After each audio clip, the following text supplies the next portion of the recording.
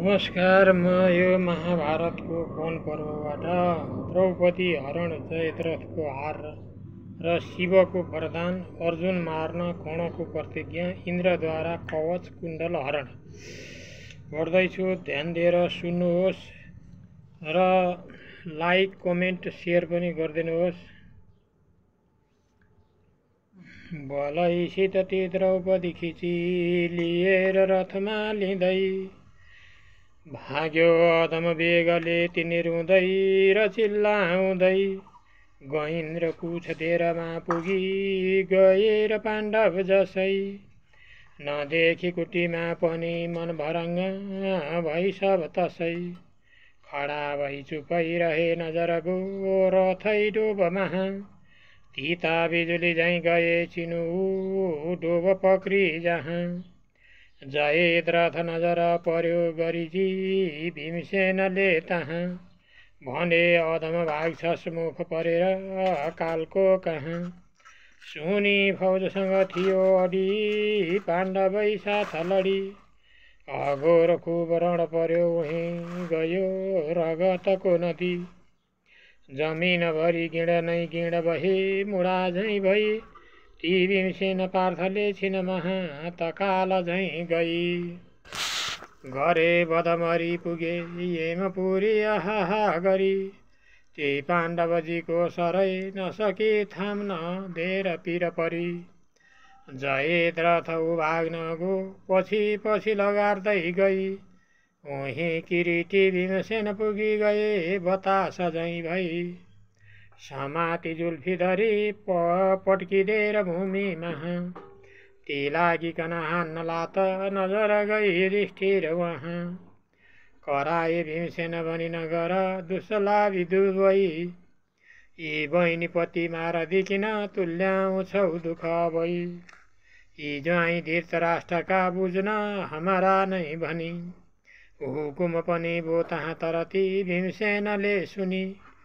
मुडी शिर मुछको विरूप आदि पाखो गरे युधिष्ठिर राजाका चरणमाथि तिनको धरे जयद्रथ ती लाजले गरिरहे अधोमुख सही म दास हुँ हजुरको वचन बोल्नलाई कही तिनी कन त छोडिदिए मलिन भित्र बाहिर हँसी जयद्रथ पनि गयो दुःख भई सर्प झैँ डसी मिलिन द्रुपदी ती पाँच खुसी भए जयद्रथ चल्यो तपस्या शिवको गर्यो गई हिमालयमा तप फल्यो शिवाय अर्जुन बिना जिति लिने त वरदान मिली ऊ छोडी अर्जुन एक रूप नै त जित्थ्यो दली अर्जुनलाई त कर्णले पनि जहाँ मार्ने प्रतिज्ञा गरे भन्ने बात सुनेर इन्द्र बहुतै साह्रै सकसमा परे कारण इन्द्रजीका त शत्रु पहिले अर्जुनले नाश गरी मार्देको गुण सम्झी इन्द्र मनमा चिन्ता गरे त्यो घडी फेरि इन्द्रजीका त अर्जुन पनि छोरा हुँदा प्रेम गरी कर्णैको दृढ बात सुनेर मनमा अफसोच साह्रै परी कर्णैको पनि हातदेखि कसरी अर्जुन बचाऊ भनी लागे सोच ताई गर्न मन मनमा अत्यन्त भित्रै गुनी निश्चय यो मनमा गरे अझै जोधेको सूरजले पनि कुण्डल फेरि कवच सके हरणता कम तेज कर्णै बनी मार्लान अर्जुनले अवश्य रणमा बाँधेर आफू वहाँ भन्ने बात श्री इन्द्रले उसबखत विचार गरी मनमा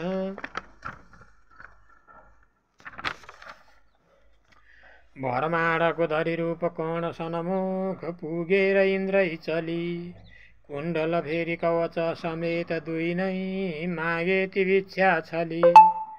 बेफीको सङ्गदानी वीर कर्णले काटेर अङ्गै तहाँ दिए कुण्डल त्यो कवच कपटी जो भिखारी इन्द्रै महा किञ्चित कष्ट नमानी वीर कर्णले झिकी खुसी साथमा यस्तो अद्भुत दान दि कर्ण नाम पर्ख्यात सार्थक यहाँ दुःख झेलिकन जानको पनि बरु ख्यालै न कति डरी दानी सत्यमहा बनी बलि चले पाताल अमर नाम गरी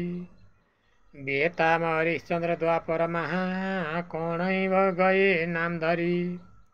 त्रेतामा हरिश्चन्द्र द्वापर महा कणै गए नाम धरी हे भाइ बुझ स्वार्थ त्याग नगरी दुःख चल्दैन नाम केही गरी सिन्धु राज्यपति जयद्रथजीका हातदेखि जल्दी तहाँ रानी द्रौपदीको छुटाएर पछि पाण्डवहरूले वहाँ छोडी काम्यको बनती दैत्य वनमा जाँदा भए फेर तहाँ वनमानुष सरिती हिँडे घुमी घुमी त्यो घोर जङ्गलमा पुगी दूर जसै बसे रमणीयै देखेर बेष्ठाम चुलो ऋषिहरू नजिक थिए दिन बित्यो आनन्दले नै ठुलो। ल हजुर आज यति नै। अब अर्को दिन धर्मराजले मृग रूप भई सिंहको टुप्पाले यज्ञपात्र अरणी लगेकोबाट पढ्नेछु।